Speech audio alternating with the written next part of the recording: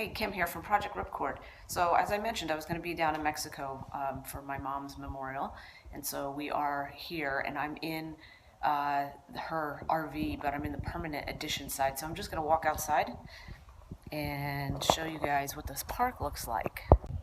So what they do here, as you can see, that's a fifth wheel, and then they put these permanent additions on them. And I'm just going to step back and show you the permanent addition. And then right there's the neighbors. And you can see the fifth wheel right there. And there's stairs up to the top. And so this is a park. And everybody in here are US citizens.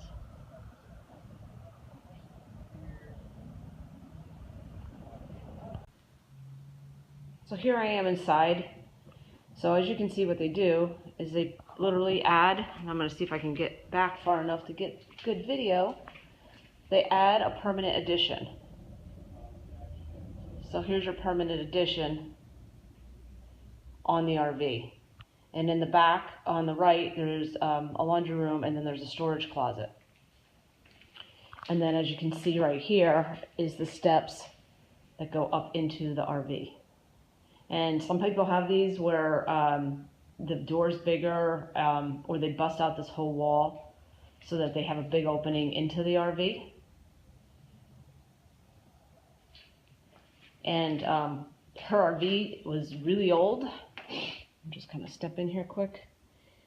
And it needs a lot of work, but they basically don't want you to pull out the old RVs and put new ones in, so you'd have to restore the interior, which is probably what we're going to do on this one.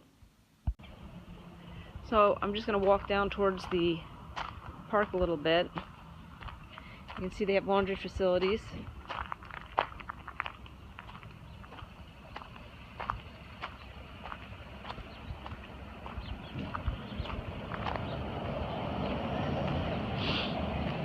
There's the main park sign. Look at somebody with an RV out here. You can see this is a full RV park on the other side. Oh, and they're pulling one out to set it up. And again, here's another one that has the permanent addition with the deck on top. And there they're setting one up. And right on the other side over here is the beach. So we'll walk down to the beach here shortly, and I can show you the beach area. It's got a restaurant is right there, and it's really nice. It's a really nice park. So here we are down at the beach, and I'll just pan around, and you can see all the RVs that are set up beachfront, and this is all part of the same park. It's just the ones with the permanent addition are across the street versus on the beach. And there you've got the restaurant right here.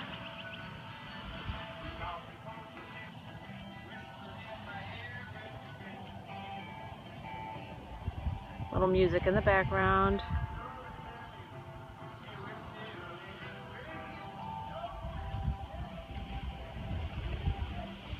And then we have somebody out here paddleboarding with their dog, but I don't know if I can actually zoom in to get them. Let's see. I don't think so. Oh, maybe. So yeah, really nice park, and obviously, you know, you don't have to be a resident here. I think to park overnight is, I'm going to say $40 a night, and I'm sure they have weekend and weekly rates or monthly rates in addition to that. Hi, Kim here again. So I'm in my mom's place, and see, you can see the addition here, and I'm sitting on the steps with the RV behind me. There's a lot of US citizens in this park. It's a pretty cheap way to live. So rent in this park is $3,200 a year, and that's includes all your power, water, Wi-Fi, although Wi-Fi can be a little spotty at times. So it's a really cheap way to live, and it's Mexico. You're only an hour from the Arizona border, but food's cheap. To do things here, it's cheap. The people are super nice.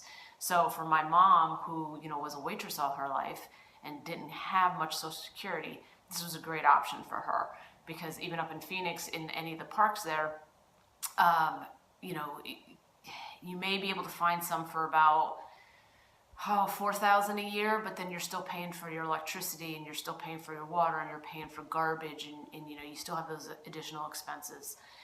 Whereas down here you don't have those. So there are, like I said, this park is pretty large. There's another section called the Upper 40. And there's a ton of Arizona residents. There are some Canadians here. The woman next door was originally from Alaska. She now lives in Idaho, but she's down here 6 months out of the year. If you do want to be a permanent resident, you have to get a permanent resident card. But most of them just kind of do it part-time. With my mom, she technically was permanent, but she would come up and see me 3-4 times a year. And that's kind of how she got around the permanent residency thing. And also for her, and I think now there's mail called Escapee, you could have your mail sent to and stuff, but for her, she used my Phoenix address as her US address. So I would get mail there and I would send it down. What they do here is your mail actually goes to the Lukeville border, and then the park sends somebody up once a week or every other week to get your mail and bring your mail down. So you actually don't get direct mail delivery down here, but you get mail delivery at Lukeville, and people have P.O. boxes. So that's kind of how everybody down here works out this living arrangement. So that's our video from Mexico. We're back up in Phoenix. It's a really quick drive for us. It's like 4 hours, and that's with stopping. We had a great time. It's beautiful down there. The locals are great. It was a little sad, of course. We had a memorial for my mom on the beach, and I spread her ashes in the sand, which may not be legal, but there's no other place that she'd rather be. So I hope you enjoyed our video. And if you have any questions about that, or living in Mexico, sorry, just shutting the door because I got some background noise there. Or need any other information, I'll answer whatever I can. Like I said, she was down there for 10 years. We visited often. You're going through the Lukeville border, which is one of the safest places to go through. I would not go through Nogales. I would not go through Tijuana.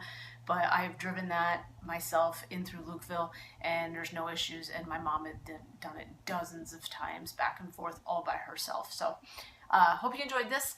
And again, if you have any questions, curious about the whole Mexico thing, I'll be happy to answer whatever I can for you. Thank you.